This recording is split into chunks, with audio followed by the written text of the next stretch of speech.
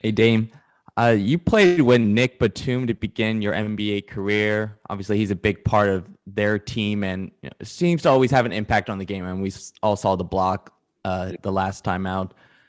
What is that value and effect he brings to a team? That impact that he has? I think the biggest thing that's even more obvious, him being on the Clippers and with the France team is he plays winning basketball. I think he's not going to be the guy to go out there and score a bunch of points and get a bunch of rebounds and get a bunch of assists.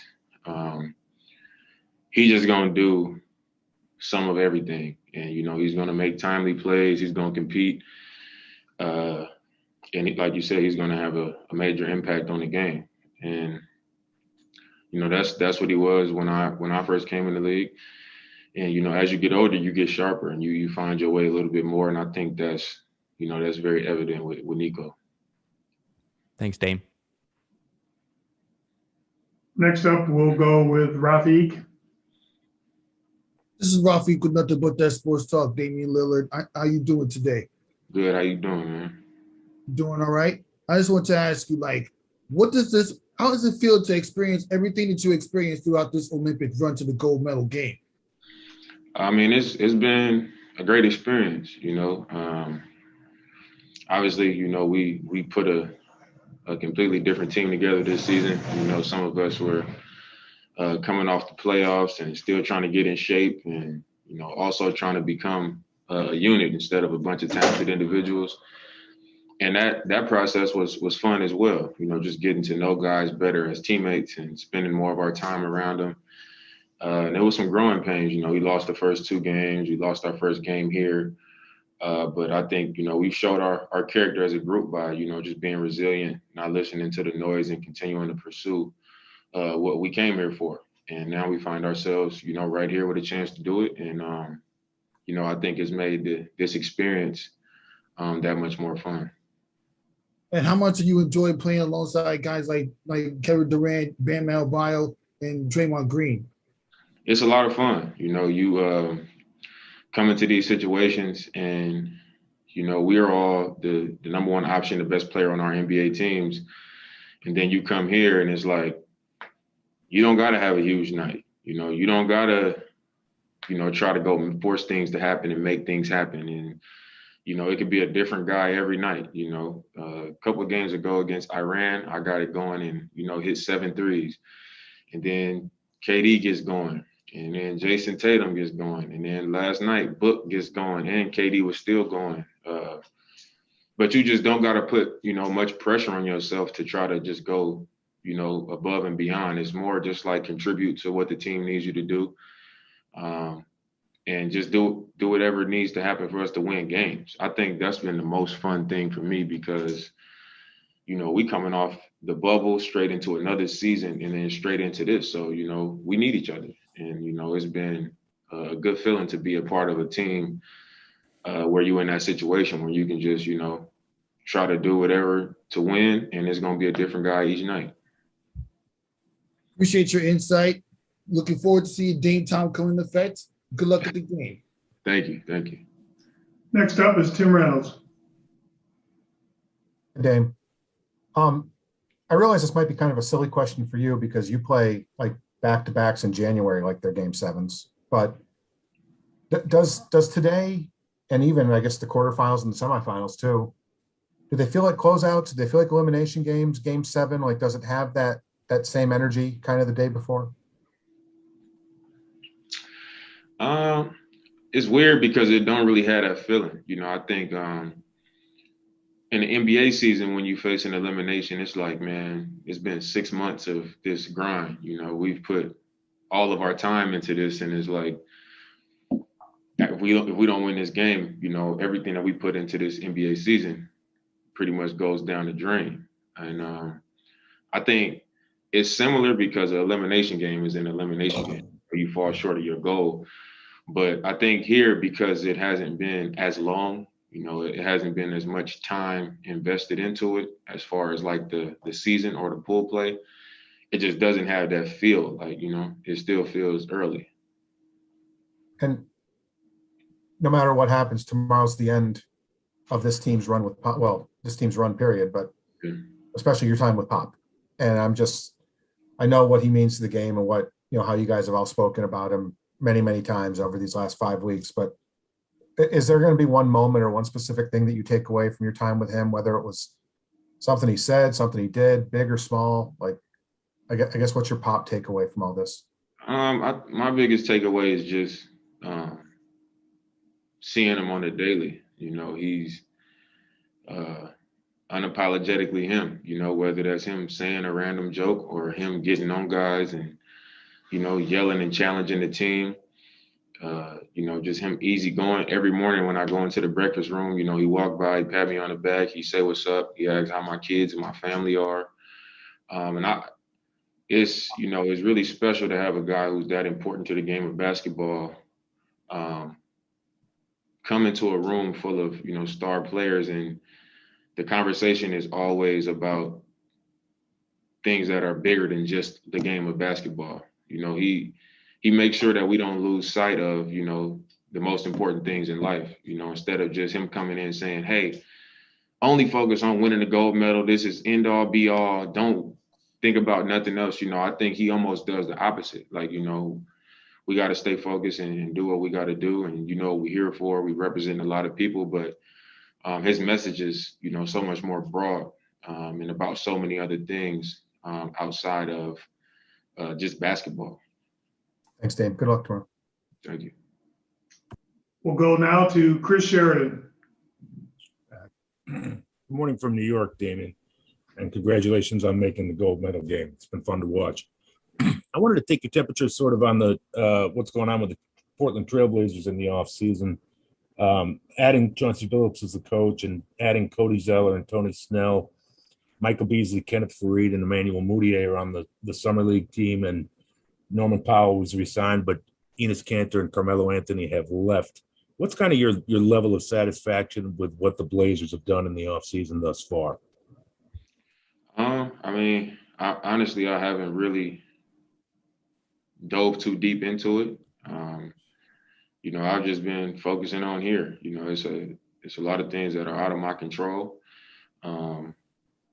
When you go into free agency and things like this, you never know what's going to happen. You never know where guys are going to end up and why they go there. You just try to, have conversations and convince guys to, be a part of our team. And obviously, this go round, we didn't, we wasn't able to go out there and just get, some of the guys that we would have liked. And, you go down the list and you go through the guys that you like that are out there that haven't committed to another team or that was a part of your plans in free agency, and you get the ones that that want to be a part of what you're doing. And I think that's what we did. Thank you.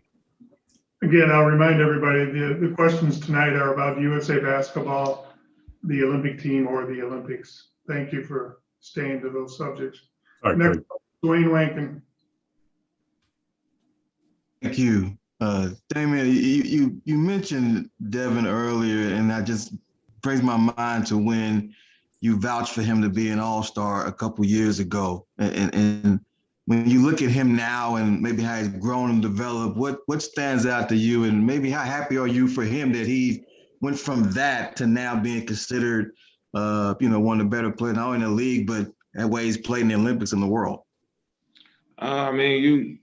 I'm really happy for him. Obviously I'm a guy that I just watch basketball during the season. I just watch game after game after game on League Pass and things like that. So I saw a lot of him. He's one of my favorite players to watch. And sometimes we would even have side conversations because they had never played in the playoffs, and I would just try to encourage him, and to try to be something positive in his ear, because everybody on the outside is going to say y'all losing and all these things. And it's a bad feeling. So to see him continue to grow and come out of that few years of struggle and grow as a player, and his team grow as well, you got to be happy for a guy like that, for him stay down when all those things were happening. And then, they have a great run in the bubble and they come back this season and put a really good team together. And, he finds himself 2 games away from his first ring. So, then he comes straight from that to here, which also shows a lot of character. He made a commitment and he stayed true to it regardless of what the outcome was. And, he's come here and had a major impact on, us being in this game tomorrow. Quick follow, Damian. You've played in so many huge games, but how do you approach this? I know you were talking about Pop and him, how he views viewing the games, but like, how are you approaching this mentally? Because you've been in so many big games, but it's kind of like a game, like an elimination, but then it's not. I mean, I guess eliminating all that. How do you approach a game like this, or what's your approach going to be for a game like this? I mean, I think what you said. I've been in so many big games in my career that I think you got to lean on that experience. You just focus on the preparation. Today I got some good work in after we did our walkthrough in practice and got a good sweat in. Got in the cold tub. I'm gonna get in my Normatec and hydrate, get some rest, get some sleep. It's an earlier game tomorrow, and that's the biggest thing I think for guys that have done it for a long time and have played in big games. It's all about the preparation so that you feel as good as you can possibly feel and you as clear as you can possibly be going into it, because everything else is taken care of. This is what we do, and we going. I'm going into another big game, but I'm going into it more well-equipped than I've ever been. I'm going out there, I look to my right and it's Kevin Durant, and I look to my left, right, Booker, and then I look to the other side of him and it's Drew Holiday, and the other side of him and it's Jason Tatum and Draymond Green and Bam Adebayo. You know what I'm saying? Zach LaVine. Right. I take a lot of comfort in that. And knowing who I'm stepping out there with, and also knowing that, we're prepared for it. And we've had the experience in these big games. And, that's all you can do. Thanks, Damon. Good luck. Appreciate it. Next up is Mikey Dalmagala. Hey, Dame. Mikey Dalmagala here of Inside Buzz. Was that first loss to France kind of meant to be? You guys got punched in the jaw, knocked down. Now you're back and hungry. 4-0 since. Give me your thoughts on that. I mean, I thought I think we was up 7 in the fourth quarter of that game with, maybe 3.5 minutes left. So we had control of the game. I think we just kind of eased off the gas. And, they hit a 3 here, hit a 3 there. We missed a shot. They come down, they take the lead, and we end up in a back and forth game to where, if 1 or 2 bounces don't go your way, you end up with the result that we ended up with because, we messed around with the game. But I think, that was definitely a game that put our backs up against the wall. And it made us lock in a little bit harder. It made our urgency go up a little bit harder. And our minds and hearts got into it, I think, a little bit more after that. Like, all right, it's on now. We gotta strap in and lock in and really, do everything that we can to make sure that we take care of business. And I feel like, that's been the mentality since that point. So I guess it was kind of a wake-up call. Yeah. And, Bam said it before, Lucas said it in the past, that it's easier to score in the NBA rather than, international play. What are your thoughts on that as one of the greatest scorers ever?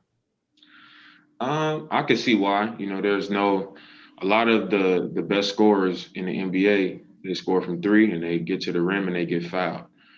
And in FIBA, there's not as many foul calls. You're going to get away with a lot more. It's more physical. And there's also no defense with 3 seconds. So the paint is usually more crowded. So, forcing it into the paint is usually just playing into a crowd. The referees aren't going to give you the benefit of the doubt with a whistle. And, it's hard to play in the crowd. To score in the crowd, people that's just sitting in the paint, that's tough. So I think that definitely makes it harder to score. And when you're playing with FIBA rules as opposed to the NBA where a lot less contact is allowed, there's defense of 3 seconds. It's so many things that are different that allow the scoring to be, a little easier in the NBA. All right, Dan, thanks. Good luck tomorrow. Thank you. Next up, we'll go to Andy. Hi, Dame. Hope you're well. These have been pretty different Olympics given the lack of a large audience. How has the support for you guys felt, in part from far away, maybe through social media, messages, possibly video calls? How has that played a part this time? And has there perhaps been an even bigger role in the camaraderie that you guys have built as a team that you guys give each other in Tokyo? I mean, I've been saying it the whole time we've been here that, it's as great of an experience that it's been. It hasn't been the full experience, because you don't get the crowd. You don't get that energy up, in that atmosphere that's created at a basketball game, especially basketball games where you got one country playing against another country, playing with all this pride, people having people that they want to win and want to lose. You kind of miss out on that. Even in the opening ceremonies, we walk out in this big stadium and, there's so many people working and so many people that's, making this event happen, but there's no people in the crowd. And it's like, man, this would be so crazy if it was people, because this is the biggest stadium I've ever seen in my life, So I can only imagine what that experience would have been like. And even in the arena that we've been playing in, it's probably the biggest arena that I've played in, and it's no fans. So we've definitely had to create our own energy. Cheering on the bench, making sure that we communicating loud and communicating often, and staying in each other's ear and keeping each other hyped up and in the moment. And, that's been a process as well. But I think, right now we're at that point where like we've started rolling, we cheering each other on, we creating our own energy and feeling good about what we're doing on the floor. Thank you, Dame, and good luck tomorrow. We've got time for 3 more questions. Go ahead, Josh Coyne.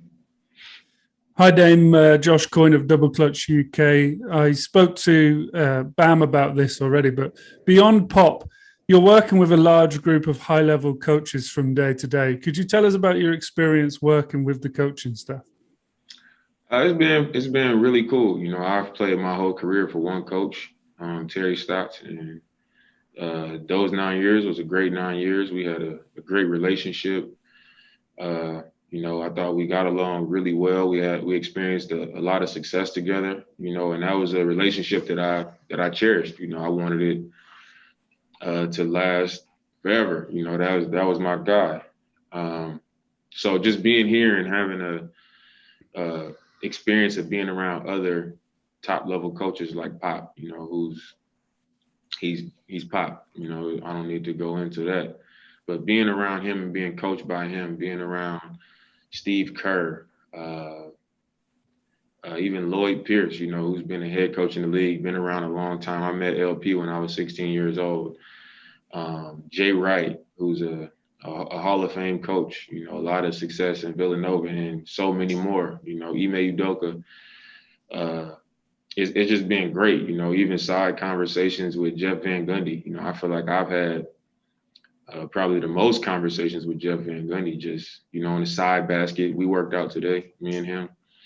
But just to my point, having one coach for 9 years, I've never experienced, another coach's thoughts or how they do things or what they see and how they go about just being a coach. So to be here and to be around so many high level coaches and to see their way as opposed to what I've become accustomed to has been pretty cool. And a quick follow-up on a different subject. Are there any Olympics-related lyrics on the new album, or was the production process already finished by the time you made it to Tokyo? It was about done before I came here. It was in its finishing stages. So I mean, I didn't reference nothing, but it might be something coming from this, though. I can tell you that, and it's definitely worth looking out for. Good luck. Appreciate it. We'll do 2 more questions. Brian Colbert. Hey, Dane, what's going on, man? You spoke earlier about these huge moments that you've been in, but you're about to play for a gold medal in the Olympics in Tokyo. When do you get a chance to reflect on these moments? Is it before the game? Is it post game? Is it during the game? When do you have those moments where you're like, damn, I'm in the Olympics? I think that's part of my problem. there's a lot of things I've done in my life, where it's like, it takes me so long to look back and I'm just like, damn, that actually happened, like I did that. And, I think I was in the league 5 or 6 years before I just really had a flashback, and I just thought about everything that took place the week of the draft. I had like 50 family members come out to New York.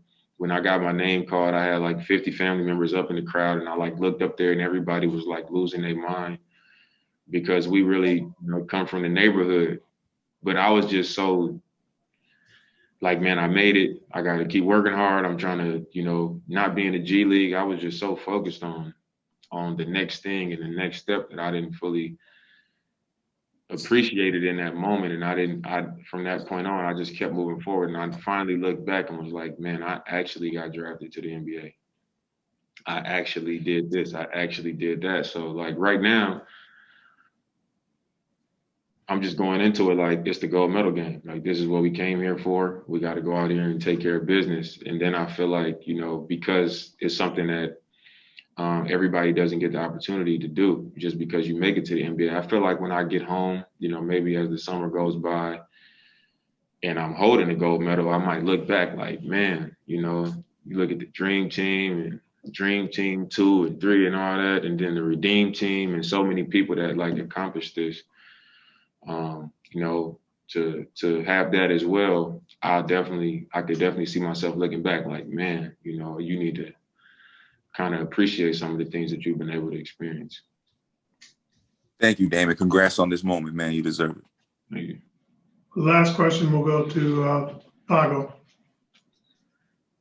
Hey, how you doing, Dame? What are your thoughts about Bam's improvement throughout the Olympics, and what does it mean to you to see both the men's and women's basketball teams supporting and encouraging each other throughout the Olympics? I think Bam, from when we got here, he was on the same page that we was all on. Nobody wanted to really try to do too much. And, I think it made it harder for us because everybody was just making the one extra play that didn't need to be made. And then it was like, we got to be aggressive. And then we was doing the opposite, maybe a little bit too far in the opposite direction. But I think Bam has, just kind of found his place on this team, where it's like set screens, you roll. If nobody's there, you got to go dunk the ball, but you got to be able to make plays because we got shooters out there. And in FIBA, they like to hug the paint. So they're going to be collapsing on the ball. And, he's a good passer, so you got to see the next play. And I think he's figured that out because he's getting it out quicker and quicker. He's also realizing, how effective he can be on the glass defensively and offensively. Last game, he got us so many extra possessions, which was big in that game because we was down. And I think he's just figured out, like, not just who am I as a player, but like what player and what things can I do to be most effective on this team specifically. And he's figured it out pretty quick, so that's impressive for, a younger player, for him to be one of the younger players on the team. So I'm super, super proud of him for that. And what was the second question? What does it mean to you to see that both the men's and women's basketball team are supporting each other throughout the Olympics? It's real cool. That's been one of my favorite things about this experience and being in Tokyo, because we spend so much time around each other, just watching other games, watching other sports, playing cards, listening to music. We've been around each other a lot. We share a lounge and we up there pretty much every day together, from both teams. So us going to their games, we watch them, we come back to the hotel, everybody eat, we upstairs, chilling, and we talking about the games, we talking about our seasons and our careers and, just all these things. It's been cool to bond with the women's team.